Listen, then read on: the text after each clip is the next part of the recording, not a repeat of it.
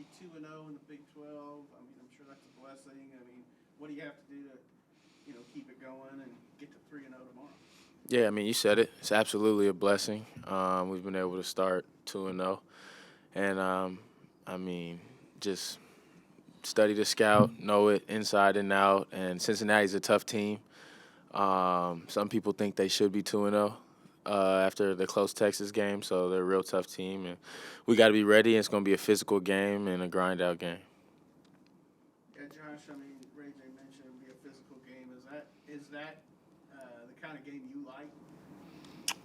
Yeah, because that's the kind of game I like to me because I've been going through practice against Eve, John, so I'm used to the physicality. So I feel like I'm ready for that.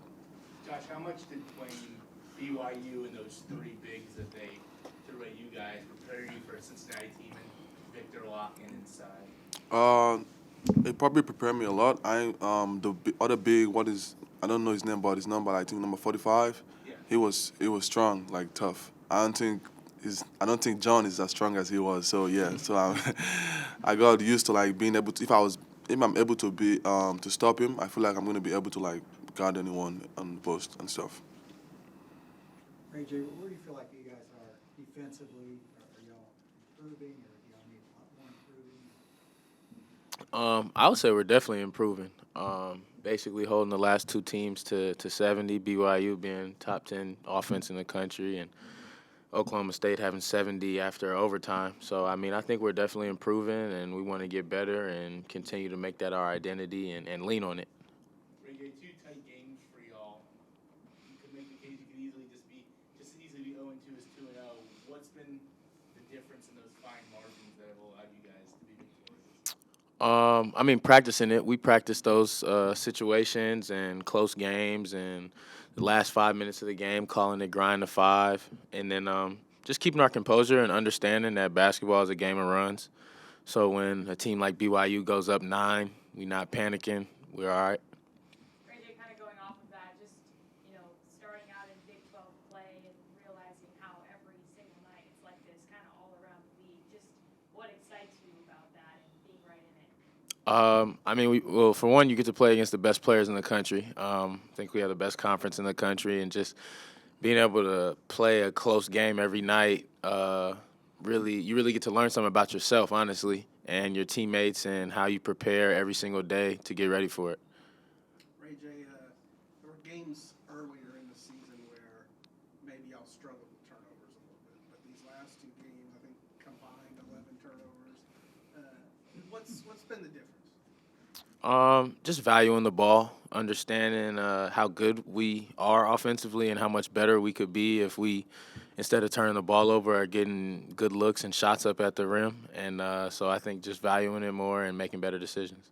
As a point guard, I saw a play early in the game where you had a turnover and you were like, man, I mean, Yeah. Do you feel that? Do you like, is that something you kind of take on yourself?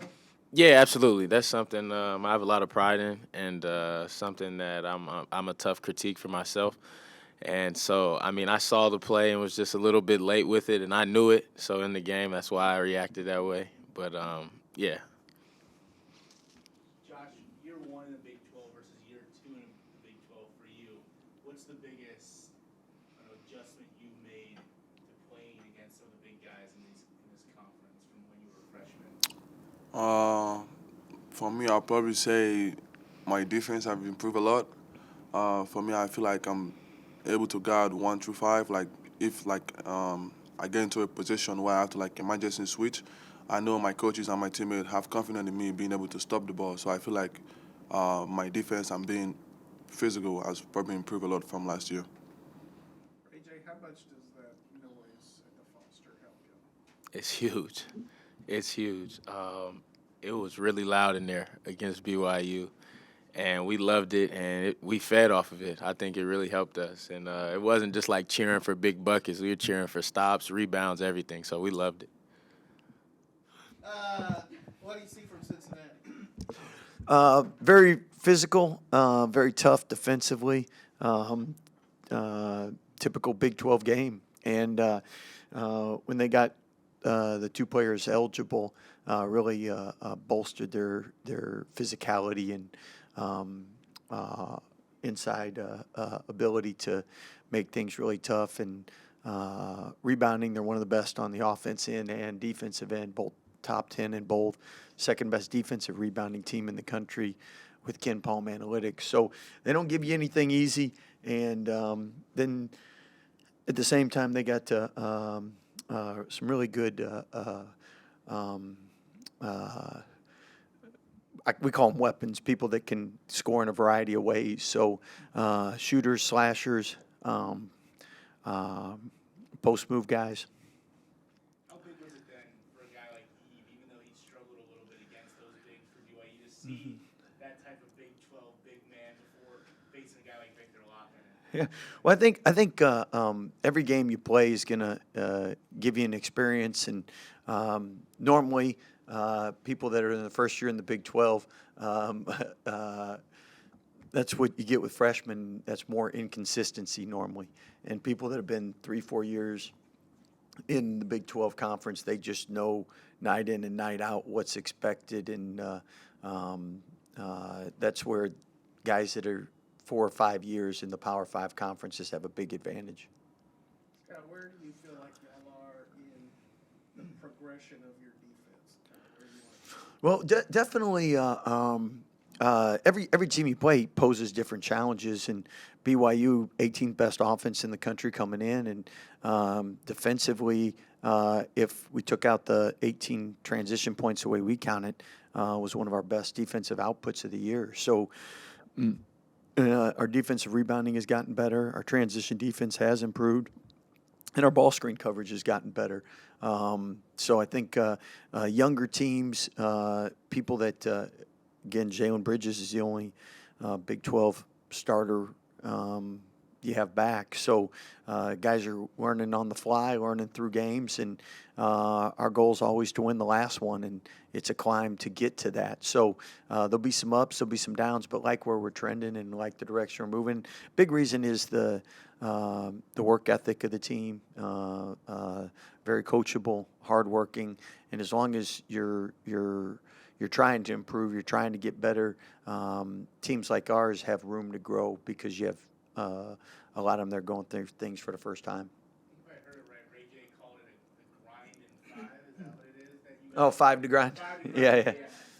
For you guys, what's been so good in those crunch time situations where you guys are 2 for 2 in Big 12 coin flip games? Well, I think it starts with Ray J's play. You have to have that experienced point guard, and he's done a great job in taking care of the basketball, making sure we get high quality shots, and then our defense has been at its best down the stretch, and offensively, like Oklahoma State, we were able to get to the free throw line late. BYU, we were able to get in transition, which was able to give us some separation. But if you don't get stops, you can't get in transition. Scott, Oh, go ahead, John. okay, Scott, looks like they have pretty good depth, just Yeah. judging by their stats. Does it look like a pretty deep team? Yeah, and they got deeper when they got the two guys eligible. So players that had played now had that experience and just made them that much better. So Wes has done a great job building the program, and like our staff, we talk about it all the time. But there's, with the COVID, with so many more international guys coming over now, I mean, there's just so many good, talented players, and you see in football they're staying 7 years. So. Jalen talks about it after the game against BYU that they couldn't really hear each other out there on the court because of how loud it was. What have you seen from your guys just on how they're feeding off of that energy? Yeah, well, definitely, it's awesome that we have this. But for us that travel on the road, this is what you get at a lot of arenas, and it's a big advantage when you go to a place and you're used to not being able to communicate because you're already better prepared for that. And I know this will help us because when we're in other environments where you can't communicate, we'll do better with hand signals and our point switching and what we need to do to make sure people identify things. But the energy the crowd gives you, that's the home court advantage. And if you have a good home court advantage, that can be 10 points a game. And the proximity of the fans, the loudness, the arena, just the acoustics. I mean, it's huge to be able to protect the home court. And I know our players couldn't be more pleased with what they've experienced so far. Coach, what's the unique challenge of a 6'11", 240 guy who makes almost 2 threes a game? Well, what's tough is they play him at the 4 and the 5, and when you got